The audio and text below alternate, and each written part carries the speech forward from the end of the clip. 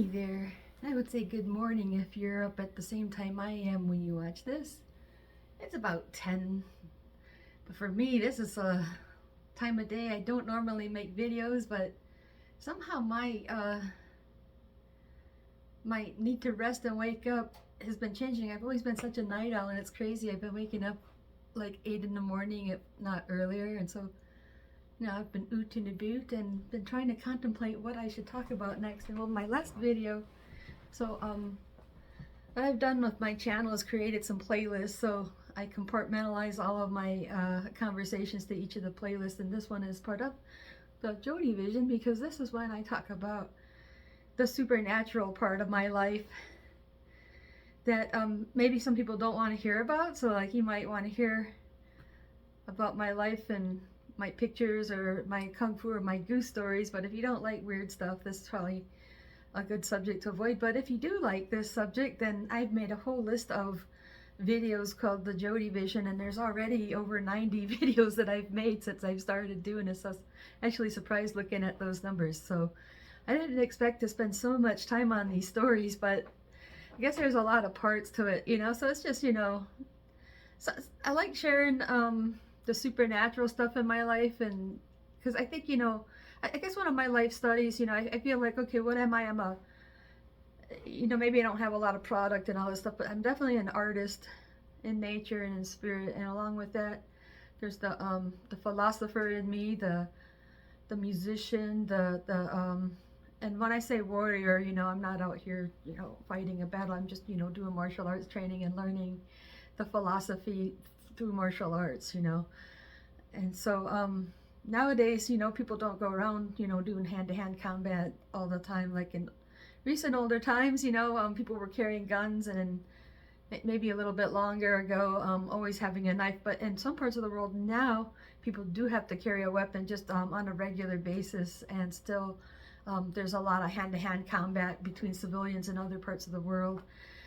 such as like places like the Philippines or the Indonesia. There are probably people out there that do hand-to-hand combat all the time, probably just out of fun. So kind of gang fighting kind of occurs kind of as an enjoyable pastime, even though it might entail a lot of injury and harm and such, right? So that's how they what you call sharpen your blade, is by actually fighting with people and not just competing and sparring nicely, right? So my need for combat is a little bit different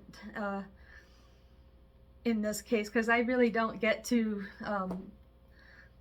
try my stuff very often. So there's very few stories that I do have to share where I've had a little bit of a combat, street combat of my own since I moved to Denver, and in each case nobody really got hurt, but I did see how my training has paid off, that my Kung Fu Tai Chi training has paid off to the extent that I was able to control the situation and end the fight without anyone getting hurt, but definitely shattered some egos and let people know, I'm not gonna let you hurt me, but I'm also not gonna, because if you learn higher martial arts, so this is a thing, it's one thing to just fight and see what you can do to hurt somebody, but when you go into higher martial arts, it's like, how can you fight and not let anybody get hurt?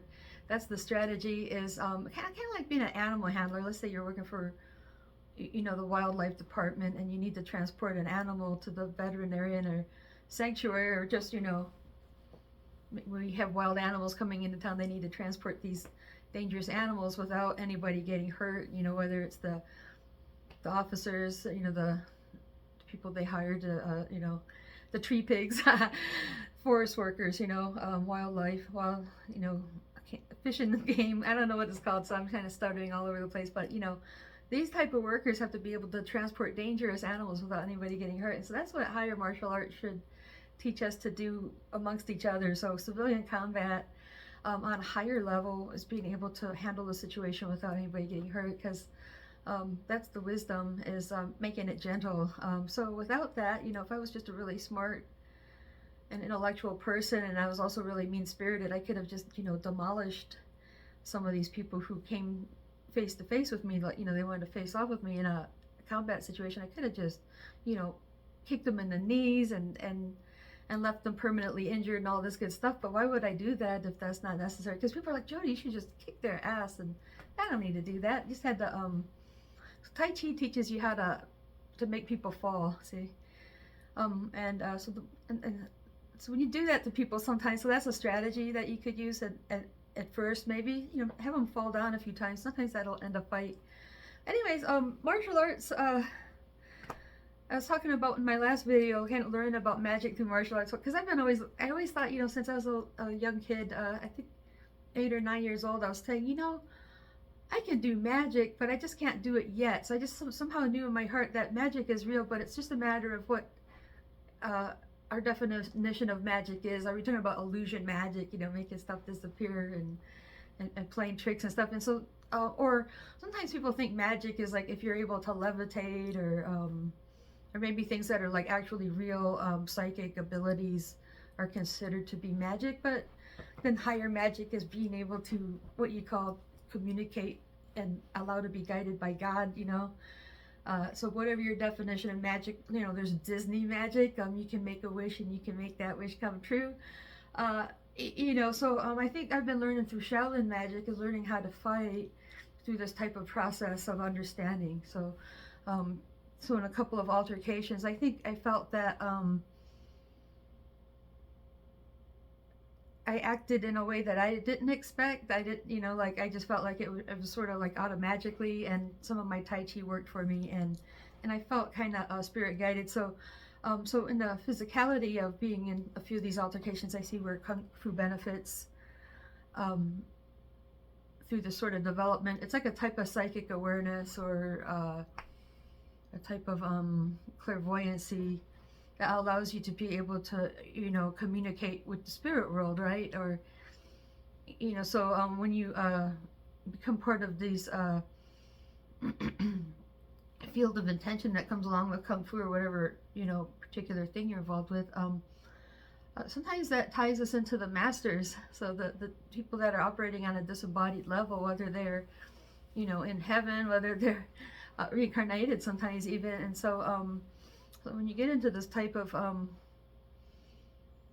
training, you're not just learning, okay, you go like this, block through, you punch, that's just the physicality, that's just the tip of the iceberg, and then you learn all these katas and stuff, and what that's doing is it's bringing us into that that prayer circle that comes from the ancient Shaolin practice, and then so that's kind of my theory. So like, I feel like you get more out of it than just exercise and history. Like if you're a higher martial artist, then it's going to go on to your spiritual training. So anyways, I've talked about my teacher, Grandmaster Sing Huang Te, and that part of the thing that I think we were bonding over was that we like to talk about the psychic awareness and stuff, because I told him right off the bat, this is a little bit of, I told him a little bit about Ron, because he's the one that inspired me to come to Shaolin, and how much I love talking about psychic awareness, and I thought Shaolin would be a good place for me to come train for that reason. But I didn't think, my teachers, Master David, Chair, Sword,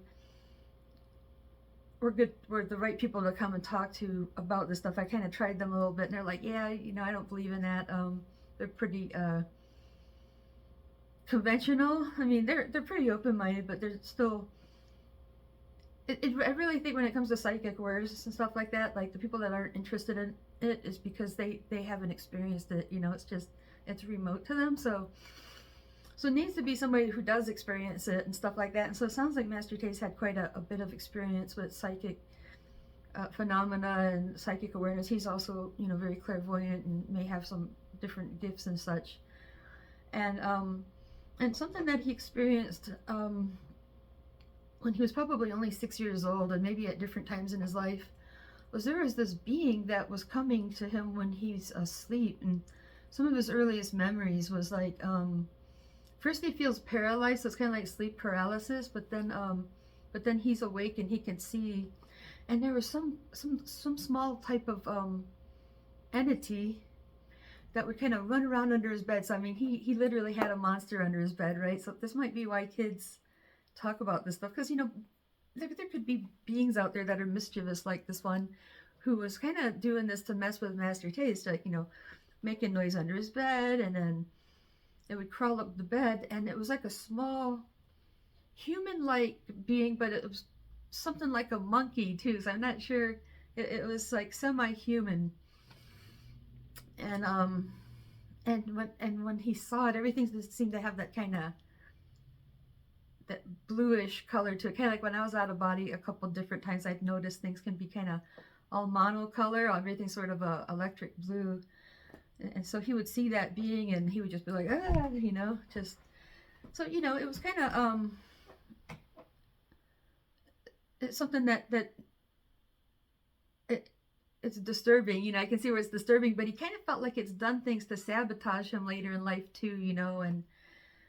And it's caused, like he said, one time he thought he saw the demon and he accidentally hit his wife, right? So maybe this is something that has caught up with him later. So this implies that maybe Master Tay has been experiencing a type of being who haunts him, and actually might have impact on some of the events in his life, not like every single day, but here and there, there's just sort of these points where this being can, interfere with our decisions. So this might not be something that people typically experience, but I think when you're someone like Master Tay, so he has a very strong and presence, and he's a very good person with a position to reach a lot of people, so he could reach over 1 million people in his lifetime in a good way. And so when you're a person like that and you're in a position to do a lot of good, sometimes we do find this type of adversity in the spirit realm. So in theory, so I'm not talking like, oh, I know all this stuff for a fact. So when I share this stuff, it's just sort of an understanding based on what I believe I understand, and kind of a lot of times based on what other people have taught me, and it sort of makes sense that way of it, because it's something where like this being's been kind of haunting him and messing with him. Now it's not the end of the world. He's still been very successful, and he's still reached a lot of people, even though this thing's kind of been an underlying problem for him. So I think I've heard all about this before I had my own encounter with a similar problem, and and so I was really depressed. I kind of felt like heartbroken over Master Tay. I think the thing what's going on here is I've gone and I talked to my friends about Master Tay, and they're like, oh, Jody this, oh, Jody, so it made me feel really bad, like he just wants to have sex with you, he's not your friend, and all this type of language. And so it really made me mad at Master Tay, and I was really heartbroken, and I was ready to end my friendship with him. And I did eventually. I stayed in class for maybe, I don't know, till the following spring, into 99 or so. But I was just so heartbroken, I couldn't come to class anymore. I broke down and told Master Sharon, why I feel like I need to quit for now. And I thought it was quits for good, but I did come back, and I'm still in touch with those guys and stuff. But I was so heartbroken over Master Tay. I had a good job. I was working for Josh and John's Ice Cream part-time, and I had the job at the guy that he makes those really cool lamps out of like branches, and really cool paper for the lampshades and stuff. So my friend Mindy got me this job, and and I feel bad because I just kind of quit on him, and I quit on the ice cream shop all at once, and I just sat around and cried over Master Tay. And it wasn't so much that he didn't love me, but I just felt like all my plans were ruined. And I'm about to cry thinking about it. Like I really wanted to be a professional martial artist, make a living doing this, and now all my plans are ruined because I got to quit. So I started maybe turning my attention to music, thinking, well, maybe I need to go back and start thinking about music. And then there's Bill Lee. He's kind of my key person I've been seeing in my visions all these years. So I started kind of getting geared up to think about contacting him. So I'm going to talk about that. In 1998, the year I turned 23, seemed to be where a lot of magical things started coming together for me. And so these visions really started kind of popping up a lot and stuff like that. But I'm just kind of thinking, what exactly brought this on and everything else. And so I've looked at a whole number of options of why I'm going into visionary state, and I feel like I'm being tricked into talking to somebody who didn't really want to be bothered. And it's really confusing, because it's like, well, I figured this guy, was supposed to be happy to see me, and it's just like, what do you want? I'm busy, and his wife's like, get out of here, you psycho. So it just seemed like, okay, that just really put me in a bad position. But I'm sure there's a deeper purpose and a good reason at the end of the day why this is happening. But one of the things that happened to me over the summer, so before I get into the story, I'm just going to get to the point and say that I was dragged out of my body and had to fight some type of a entity, you know. So this is where, you know, listening to Master Tay's story is kind of confirmation to the possibility of being, you know, dragged out of your body and having to have battle with another spirit being in a disembodied state. So this is pretty wild. And, you know, this is where you're just like, okay, Jody, how many mushrooms have you eaten? And it has absolutely nothing to do with psychedelics. This is stuff that happens when I'm completely sober, okay? And stuff that, a lot of stuff I talk about has been happening well before I ever started smoking pot or anything like that. So it's not that.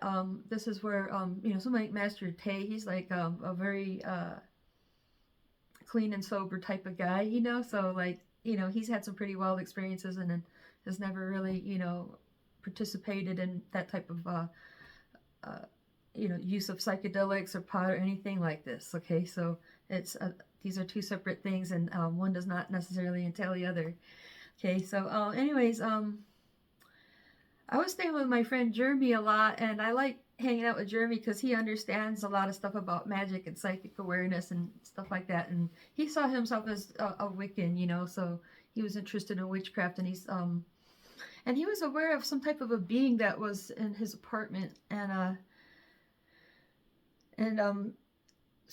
like, for example, when I'd come over, I would sleep on the couch over here, and he'd sleep on the couch over here. And we were just close buddies, you know, there wasn't like romance or anything. I just like to hang out with guys like that, and, you know, we would sit there and play video games and just talk about everything and smoke a lot of weed together, and, you know, so me and him had a pretty good time, you know, and, so I'd crash out. It's because I was really severely depressed, and I really needed someone to hang out with right now, and it was like that, so, I was staying over there quite a bit, and, well, one night, I had this dream, you know, it just seemed like I was being drugged around, and my surroundings were just swirling, but it was more like in a dream state. It seemed very surreal, like, it was very colorful, but it was just like I couldn't see what was around me because it kept moving, you know, because I was being kind of drugged around, and then I wake up and be like, that was just a dream, you know, and I talked to Jeremy the next morning. He said he really felt like there was something in the room that kept waking him up, and I said, that's interesting, because I also felt like something was, you know, attacking me in my dreams, you know. And so this may have happened once or twice over at Jeremy's house, and then when I was alone, so I went back to my house.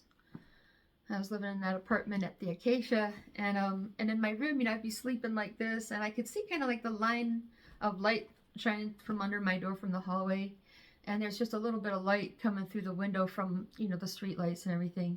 So I could usually see the basic outline of my apartment and the doorway to the bathroom and everything. And I just remembered one night, I'm trying to put it in order here. Okay, so here's what happened actually. It seemed like, you know, I had this friend named Dan that he turned out to be a little rat. You know, he was kind of stealing and lying too much, and I ended up throwing him out. And so for some reason, now Dan and I had a friendship over discussion of magic and psychic awareness, how well. So I kind of want to mention him quickly because he did, I'm not sure if he believed in witchcraft or if he's the kind of person who tried to curse you or anything, like, or if that would even matter. But he did give me this bottle of, it seemed like some oil with a little bit of gold, and he said that if I put it on my forehead, you know, that it would help open my third eye a little bit, you know. So, so I did try it. I really liked the smell of it and stuff. And he said, but be careful, don't put too much of that on, you know. And then another time, he gave me this really pretty little pink crystal and said something about it when he gave it to me. And then as I was holding it, I was talking to my friend, and he said something to make me mad, and I yelled at him, and I saw the whole room light up pink, you know, like, and he goes, Jody, be careful with that. You got that gem in your hand, you know. So he kind of had me convinced that he knew a little bit about magic, and whether he did or not, you know, I don't want to say, you know, like I believe him or whatever, but who knows. But anyways, with that being said, that interaction I had with Daniel, you know, it kind of makes me wonder, because I think I had a couple of visionary slips where he was talking about this guy named Bob and this guy named Baldus that could have been Bill Leeb and stuff like that too. So that's where, you know, I kind of wanted to bring him up because I had just thrown him out, and so I kind of wonder if he tried to do something to me or if he was trying to prank me in the middle of the night, because I heard a knock at the door. You know, I thought I heard a knock at the door. I thought I heard maybe the back door to the whole building slam, and I thought maybe it was him. It's like, you little jerk, you know, coming and knocking up my door like 3:34 in the morning or some shit, you know. And so I started to lay down to go to sleep, and all of a sudden I felt like, you know, I was yanked out of my body, and I was wrestling, and instead of being in a surrealistic dream state, I was just there in my apartment, just kind of like right hovering in the middle of the room, and we were just sort of, it was like a wrestling match, you know. I mean, no harm done. I wasn't, it just felt like a big struggle, like the being was trying to dominate me, make me fight back. And so it's hard to say if it was necessarily a good or bad being, you know, because earlier on, you know, I'd had dreams about me and my friend from that taught Kempo, Ron, you know, my Kung Fu teacher. I've had dreams about sparring and training with him. And you know, so one of the things that happens when people get deep into martial arts is sometimes they find that they're actually trained, they like their training so much they end up training out of body or just training in their dreams. And in this case, I mean, maybe no harm done. Maybe it was nothing more than a good, we were having like in jiu-jitsu, we were just having a good roll out of body, you know. So whether I'm being attacked or whether I'm just being trained is the question, see. So anyways, I realized all of a sudden that, you know, I'm out of body. I realized I'm fighting this being, and I could kind of see, like I was saying, I could see the outline of my apartment and all that stuff kind of just whirling by me, you know. So I knew about what my location was in that whole room. And I knew the right thing to do was just wake up, you know. And so I just woke up from it, and it all went away. And I think maybe just a matter of days later, I felt like there was somebody there. So my bed's over here in this side of the room, and the corner kind of opposite of it would be about where my closet door, my bathroom door is. And I could just see sort of like the shape of a person imprinted against the backdrop, and you could see kind of his energy was kind of like, it was almost like lines, but it was all like kind of wriggling, just sort of like kind of, you know, you can see just like a really slight amount of light and fluctuation there. It was really interesting. But, you know, I saw him standing there, and I told him, you know, without speaking, I said, I see you standing there. I felt like, you know, the best thing to do was just sort of stand up to him like, yes, I see you there. But he didn't attack me after that. So, phew. Anyways, you never know.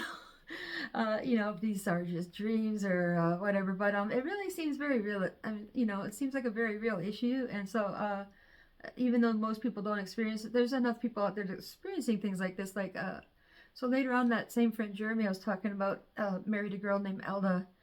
And when I went to stay the night at their apartment a few times, so many years later, maybe closer to 2005. So just to share, like, it's a whole separate incident. Elda said, I said, you know, we really got to turn out the bathroom light. I can't sleep with all that light, you know. And she goes, well, I can't sleep with the light off because we have shadow beings in our apartment, and I don't like seeing those. So she liked to have the light on so that she, you know, it's almost like, okay, if they're going to be here, that's fine, but I just don't want to see them. But living at the Acacia building, I came to find the place was on the haunted house tour every Halloween, because there had been a lot of unfortunate deaths in that building by people who have committed suicide. And a lot of this ties in with, I guess they were wealthy politician type of people who, they had a wife and a mistress, and when those mistresses were let down and abandoned, bad things happened there. So that place could be haunted for that reason. And when, if you watched enough horror movies, you should know that when there's enough death and atrocity in any given place, it sort of opens up this portal to hell or something. Just sort of causes problems for the people who move in, you know, and like the dads go crazy and kill their families. And not that that's ever happened there, but you know what I'm saying. Just on the similar set, that living in a place like that can make people go crazy to some extent. And so that's where, you know, we got to take into consideration, has this had any impact on my my personal experience with what I consider supernatural or what appears to be symptoms of psychosis, you know. Because apparently, you know, this problem's been, not that it's a problem, but something's been going on in my life since I was a little kid. But at the same time, you know, so I'm kind of considering, okay, has it been the same being the whole time, or is it kind of handed off to different ones, or the multiple situations like coming into the Acacia building could have impact. And then later on, moving to Montana, Rosie's house had a lot of spiritual activity that could have had impact on some of the events that took place there. So anyways, yeah, it's a colorful question. Is my kung fu training not only is occurring so we can learn the physicality of kung fu and how to handle a real life combat situation.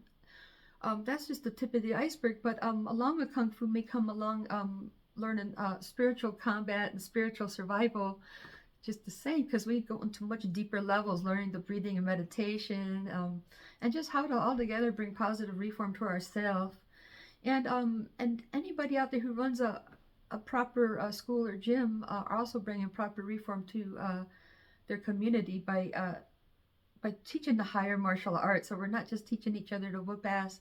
And I gotta say this for Straight Blast Gym.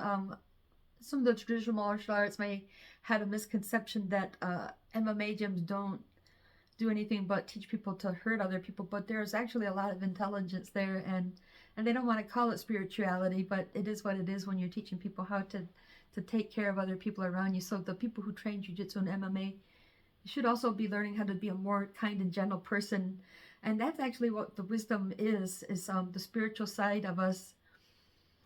Is really just allowing wisdom, which is having that softness and that compassion. So but anyways, going on about what have I gotten out of kung fu. When I talk to people who've had some really serious experiences with their kung fu training, they've experienced training out of body and things like this. And then there's Master Tay, and he's had his little monster. And I've experienced that when I was like 5 years old, 5 years old. I had what I thought was a hang on. It was like an orb in my room, but it just kind of showed itself to me a couple times. And so I thought, well, that could have been local to that house, or it could be something that has been there with me this whole time.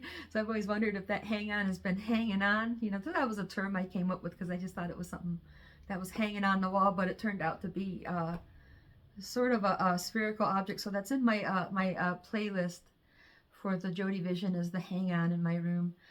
So that's one of my earliest experiences, seeing an otherworldly entity that I don't think was a dream or anything. I think this was waking, real life, sober reality. Okay, and seeing the shadow being in my room and maybe having to have a good roll of out of body jujitsu with it, and stuff like that. So it's never done enough harm to stop me from moving forward in life. But these are some of the ways that beings in the other world, in the spirit world, that's kind of exists simultaneously to the physical world, do participate in our life to some extent, and the outcome of our experiences and our overall reality. So that's where one of my favorite subjects is psychic awareness is not just a fun subject and like, oh, isn't life weird? That it may actually be an important and useful topic to go over, because one of the precepts I've come to is that spiritual survival begets physical survival. They absolutely, one begets the other, because what that means is the amount you care to survive and thrive is going to determine the amount of success you're going to have doing so. And so when people are experiencing a state where they're just losing that drive, they have absolutely no desire to live and thrive and go on and go forward, that can actually increase the likelihood of them dying, especially if they're already sick and all this type of stuff. Then they can just lay down and die due to lack of will, and lack of care. So that's where spiritual survival means, simply, to somebody that doesn't believe in spirituality, all is really, how much do you care to survive and stay alive and be a part of this world experience, and to be a part of all the lives that we're connected to, is going to determine the likelihood and success of your survival. And accidents do happen. You might be doing everything right until you get hit by a drunk driver, or some careless accident, or something that happens in nature. You might be a perfect angel and doing everything right. You might be a jerk, and some people just seem to get away with doing such rotten things, and they never seem to see their consequences. But you don't have to worry about it. Just because you don't get to witness their karma or their payback doesn't mean it's not going to happen.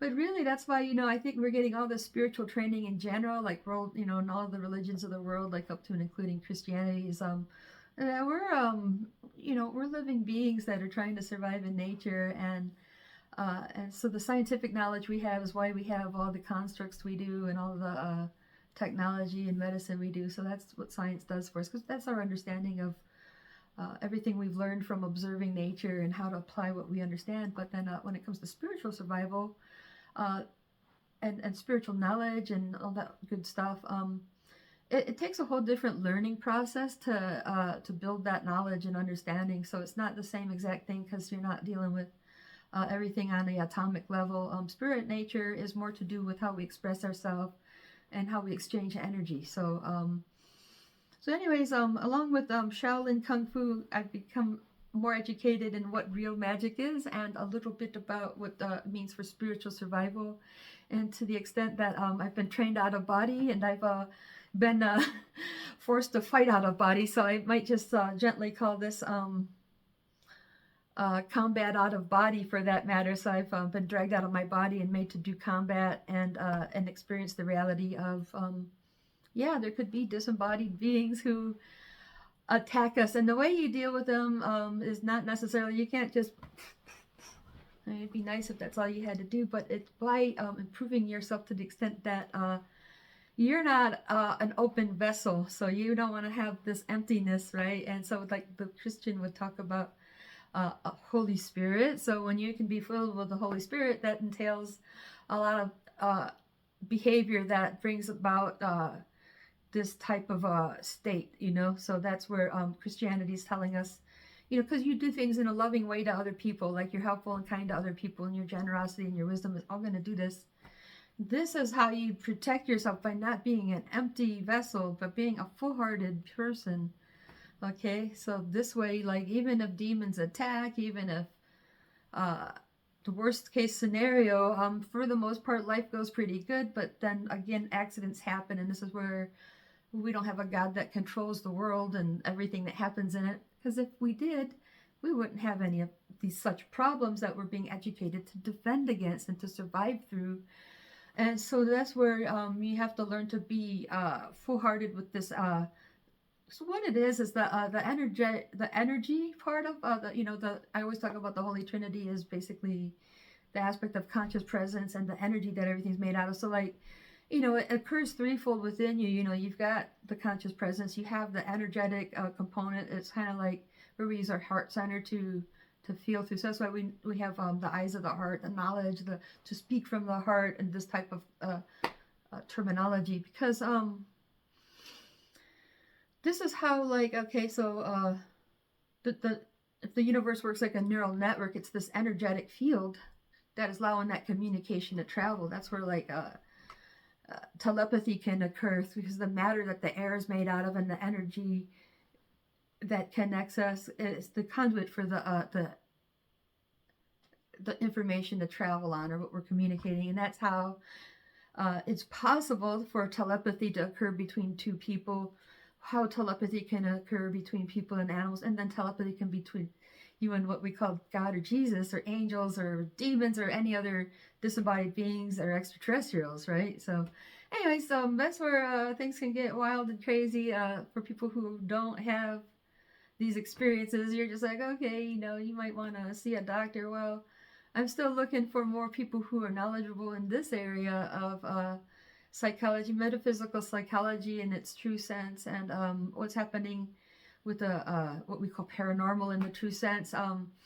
There's definitely something to it, but again, we're an animal that's going through stages of development where we've gone from being just an animal to being a neocortex bearing animal that can have this type of a discussion and have science and all this stuff. And we're still becoming an animal that can not only our intellectual capacity is going to get more expansive, but our ability to perceive reality is also going to get more expansive. And so when we talk about what we call paranormal and stuff, a lot of stuff is going to start to become common knowledge. And if I talk about, going out of body or going to visionary state, that's not going to sound too crazy when we start to understand that, yes, the physical domain is running side by side, or actually completely combined with what we call spirit reality. The spirit world is not separate from us. It's actually occurring simultaneous. Like, we're all in the same location, same environment, and if one's not aware of the other, it's just due to like our level of perception. So that's where, you know, Shaolin can really take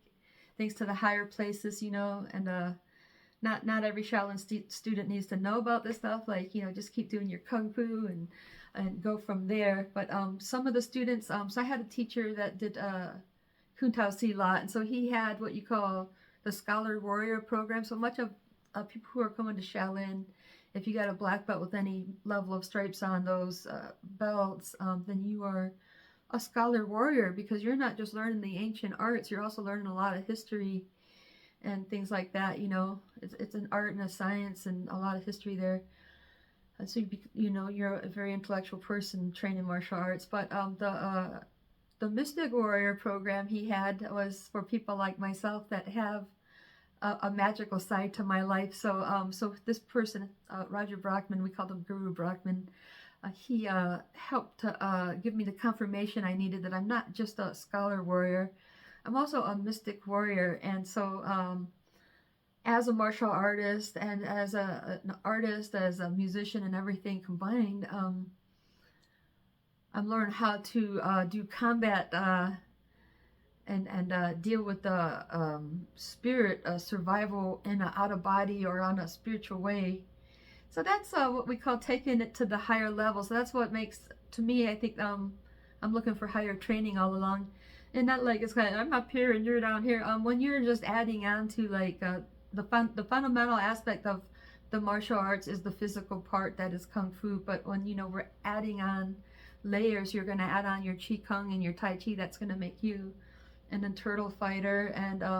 And as a consequence, it may actually open up any psychic gifts you may have. So some people find that they become more sensitive, at least on the physical level. All your five senses should be sharpened if you do this training, and as a benefit may even open up whichever of the six senses you have, the sixth sense for you. And so anyways, I don't want to go on too long. I realize I tend to repeat myself because I feel like, okay, did I say that or not? But yeah, before I move on with the rest of my visionary state story, I kind of wanted to include that I almost think stuff like this can tie in with what's happening later, you know, so it's just a further proof and confirmation that, again, you know, we can have disembodied spirit beings around us that we interact with to the extent of being dragged out of my body and made to do a round of jiu-jitsu. Apparently it seemed like a wrestling match of some sort, and that can be very possible. So I've seen a lot of different comments on Facebook and life after death, and you know, people talking about some of the stuff that happens, and so it's just fun. It's just I think it's just good for us to know, on one hand, yes, there is a good possibility that there's an afterlife, like the physical experience we're having is a little bit temporary, but at the same time it's scary because you could also have beings around you that you're not aware of, and that's what we don't like. And so again, if there's any chance that we have any of these spooky beings around us that we're not aware of, that are, you know, quietly taking impact on our life, again, to remind you, I think the ultimate secret to the spiritual combat is the way you're changing yourself, so that way you're a more full-hearted person.